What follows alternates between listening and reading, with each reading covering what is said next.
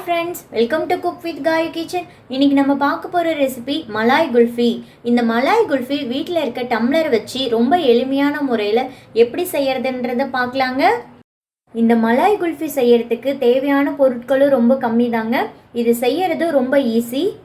இந்த மலாய் குல்ஃபி செய்கிறதுக்கு தேவையான பொருள் என்னென்னு பார்க்கலாங்க. அதுக்கு முன்னாடி நம்ம சேனலை யாரில் என்ன சப்ஸ்கிரைப் பண்ணலையோ ப்ளீஸ் மறக்காமல் சப்ஸ்கிரைப் பண்ணிக்கோங்க. பெல் ஐக்கானை கிளிக் பண்ணிட்டு கீழே ஆள் கொடுங்க. அப்போ தான் நான் போடுற வீடியோ உங்களுக்கு உடனுக்குடனே வரும். 1/2 லிட்டர் அளவுக்கு நல்ல திக்கான பாலாக எடுத்திருக்கேங்க. தண்ணி எதுவும் கலக்கக்கூடாது. இந்த பாலில் நல்ல திக்கான ஃப்ரெஷ் க்ரீம் மில்காக பார்த்து எடுத்துக்கோங்க. 25 பாதாம் எடுத்திருக்கேன், 7 முந்திரி எடுத்திருக்கேன், 5 ஏலக்காய் எடுத்திருக்கேன், 1 டேபிள் ஸ்பூன் அளவுக்கு கார்ன்ஃப்ளவர் மாவு எடுத்திருக்கேங்க, 100 கிராம் அளவுக்கு சர்க்கரை எடுத்திருக்கேன். இதில் பவுலில் எடுத்துக்கிட்டிங்கன்னா 1/2 கப் அளவுக்கு எடுத்துக்கோங்க. மலாய் குல்ஃபி செய்யறதுக்கு தேவையான பொருள் இவ்வளோ தாங்க. இப்போ மலாய் குல்ஃபி எப்படி செய்யலான்றதை பார்க்கலாம் வாங்க. தேவையான பொருளை அரைச்சி எடுத்துக்கணுங்க. அதுக்காக ஒரு மிக்ஸி ஜார் எடுத்துக்கிட்டேன். நம்ம எடுத்து வச்சுருக்க பாதாம், முந்திரி, ஏலக்காய் இது மூணுத்தையும் இதில் போட்டுடுறேங்க. நல்லா நைஸாக அரைச்சி எடுத்துகிட்டு வந்துடுறேன். இப்போ நல்ல நைஸாக அரைச்சி எடுத்துகிட்டு வந்துட்டேங்க. இதை எடுத்து ஒரு சைடு வச்சிடலாம். இப்போ நம்ம எடுத்து வச்சுருக்க கார்ன்ஃப்ளவர் மாவை கரைச்சி எடுத்துக்கலாங்க. 1/4 டம்ளர் அளவுக்கு தண்ணி ஊற்றிக்கலாம் இதை கரைக்கிறதுக்காக. இந்த கார்ன்ஃப்ளவர் மாவை நல்லா கட்டி இல்லாமல் கரைச்சி எடுத்துக்கணுங்க.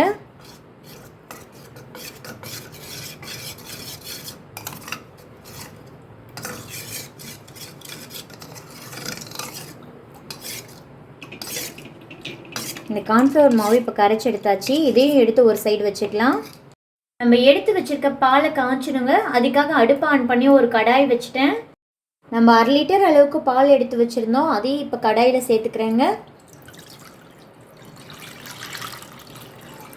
இப்போ அடுப்போட அனலை நல்லா ஹை ஃப்ளேமில் வச்சுட்டு பால் நல்லா கொதிஞ்சு பொங்கி வரட்டுங்க. நம்ம திக்கான பாலாக எடுத்துருக்கனால அடி பிடிக்கிறதுக்கு சான்சஸ் இருக்குங்க. ஒரு கரண்டி வச்சு கிளறி விட்டுக்கோங்க. அப்போ தான் அடியில் அடி பிடிக்காமல் இருக்கும்.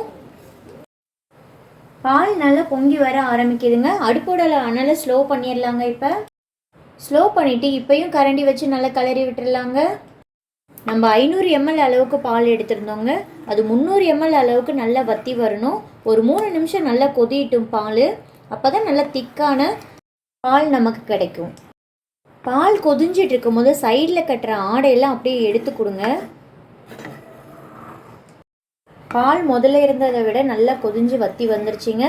இந்த அளவுக்கு 300 ml அளவுக்கு கொதிஞ்சு வற்றி வந்தால் போதும். இப்போ இதில் மீதி பொருட்களையும் சேர்த்துக்கலாங்க. நம்ம எடுத்து வச்சுருக்க சர்க்கரையை சேர்த்துக்கலாங்க. நல்லா கலரி விட்டுறலாங்க. சர்க்கரையும் நல்லா கரைஞ்சிட்டும். இப்படி கைவிடாமல் நல்லா கிளறிட்டே இருங்க. அப்போ தான் சர்க்கரை நல்லா சீக்கிரமாக கரைஞ்சி வரும். சர்க்கரை நல்லா கரைஞ்சி வந்துருச்சுங்க. நம்ம கரைச்சி வச்சுருக்க கார்ன்ஃப்ளவர் மாவை ஒரு தடவை நல்லா கரைச்சி விட்டுடலாங்க. கரைச்சி விட்டுட்டு சேர்த்துக்கலாம். ஏன் இப்போ திரும்பவும் கரைக்கிறோன்னா, நம்ம ஃபஸ்ட்லேயே கரைச்சி வச்சுட்டோம் கார்ன்ஃப்ளவர் மாவை. அதனால் மாவு அடியில் போய் தங்கியிருக்கும். திரும்பவும் ஒரு தடவை இப்படி மிக்ஸ் பண்ணி விட்டுட்டோம்னா கார்ன்ஃப்ளவர் மாவெல்லாம் மேலே வந்துடுங்க. நல்லா மிக்ஸ் ஆயிரும். இப்போ நம்ம பால் கூட சேர்த்துக்கலாம் இந்த கார்ன்ஃப்ளவர் மாவை. அடுப்பானால நல்லா மீடியமாகவே வச்சுட்டு சேர்த்துக்கோங்க. கார்ன்ஃப்ளவர் மாவு சேர்த்ததுக்கப்புறம் நம்மளோட பால் நல்லா திக்காயிருங்க. பாருங்கள், நல்லா திக்காயிருச்சு. நல்லா கைவிடாமல் இப்படி ஒரு 2 நிமிஷத்துக்கு கிளறி விட்டுருங்க. கார்ன்ஃப்ளவர் மாவு நல்லா மிக்ஸ் ஆயிடுச்சுங்க. 2 நிமிஷம் விட்டாச்சு. இந்த அளவுக்கு கிளறி விட்டால் போதுங்க. நம்ம அரைச்சி வச்சுருக்க பாதாம், முந்திரி, ஏலக்காய் இந்த பவுடரை சேர்த்துக்கலாங்க. இது சேர்த்துட்டு நல்லா கிளறி விட்டுறலாங்க. இப்போ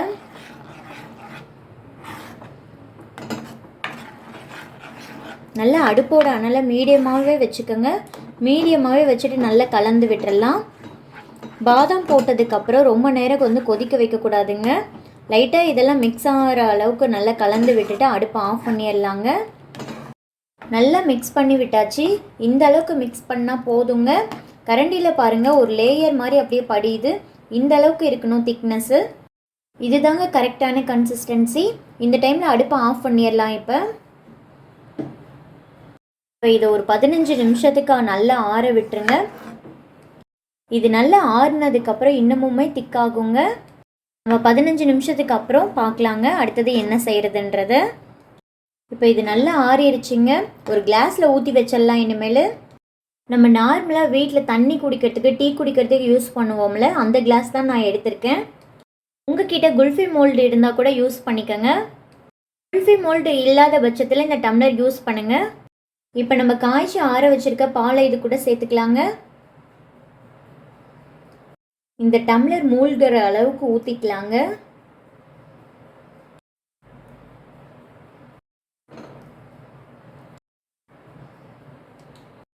இப்போ நான் 3 கிளாஸ்லையுமே நிறச்சி ஊற்றிட்டேங்க.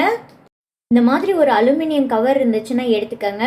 அது இது மேலே வச்சுட்டு லைட்டாக இப்படி ஓரத்தில் அழுத்தி கொடுத்தா போதுங்க, நல்லா கவர் ஆயிரும். லைட்டாக இந்த மாதிரி ஓரத்தில் அழுத்தி கொடுத்தா போதுங்க, நல்லா கவர் ஆயிரும். இப்போ இந்த அலுமினியம் பேப்பர் மேலே ஒரு கத்தி எடுத்துகிட்டு லைட்டாக ஒரு கீறல் போட்டுடலாங்க. இந்த மாதிரி கீறல் போட்டால் போதும். இப்போ ஒரு ஐஸ் குச்சி எடுத்துக்கலாம், இதில் சொருகி வச்சுக்கலாம். உங்ககிட்ட ஐஸ் குச்சி இருந்தால் ஐஸ் குச்சி சொருகிக்கோங்க. அப்படி இல்லாட்டி ஸ்பூன் கூட தலையில் கமுத்தி உள்ளே சொருகிக்கலாங்க. அதே மாதிரி இந்த அலுமினியம் பேப்பருக்கு பதிலாக நம்ம நார்மலாக கவர் வீட்டில் வச்சுருப்போம், அந்த கவர் கூட இந்த மாதிரி எடுத்து செட் பண்ணிக்கலாங்க.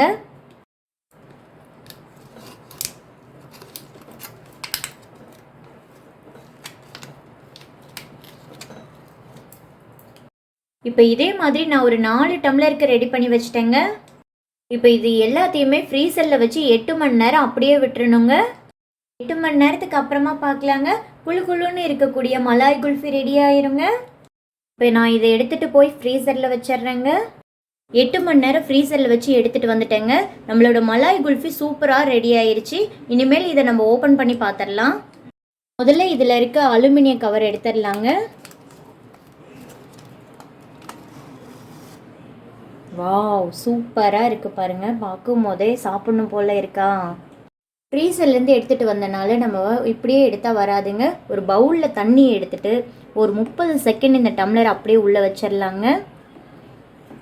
இந்த டம்ளர் மூழ்கிற அளவுக்கு தண்ணி எடுத்துக்கோங்க. ஒரு 30 செகண்ட் வச்சா மட்டும் போதும். 30 செகண்ட்ஸ் வச்சாச்சு. அதுக்கப்புறமா இந்த குச்சி இப்படி லேட்ஸாக ஆட்டி விட்டுட்டு எடுத்துக்கோங்க. பாருங்கள் நம்மளோட குல்ஃபி எவ்வளோ சூப்பராக ரெடி ஆகிருக்குன்னு. எல்லா குல்ஃபியுமே கவர் எடுத்துட்டு தண்ணியில் வச்சு எடுத்துக்கலாங்க. நம்மளோட மலாய் குல்ஃபி சூப்பராக ரெடி ஆகிடுச்சு பாருங்கள். கம்மியான பொருட்களை வச்சு நம்மளே ஈஸியாக குல்ஃபி செய்யலாங்க. சம்மர் சீசனுக்கு கண்டிப்பாக குழந்தைங்களுக்கு நீங்களும் செஞ்சு கொடுங்க. நீங்களும் உங்கள் வீட்டில் இந்த மலாய் குல்ஃபி செஞ்சு பார்த்து எப்படி இருந்துச்சுன்னு கமெண்ட் பண்ணுங்கள். செஞ்சு காட்டின இந்த மலாய் குல்ஃபி உங்களுக்கு பிடிச்சிருந்துச்சுன்னா மறக்காமல் ஒரு லைக் கொடுத்துருங்க ப்ளீஸ். நம்ம சேனலை யாரெல்லாம் இன்னும் சப்ஸ்கிரைப் பண்ணலையோ ப்ளீஸ் மறக்காமல் சப்ஸ்கிரைப் பண்ணிக்கோங்க. பெல் ஐக்கானை கிளிக் பண்ணிவிட்டு கீழே ஆள் கொடுங்க. அப்போ தான் நான் போடுற வீடியோ உங்களுக்கு உடனுக்குடனே வரும். தேங்க்ஸ் ஃபார் வாட்சிங். நாளைக்கு ஒரு புது ரெசிபியோடு உங்களை சந்திக்கிறேங்க. Bye friends.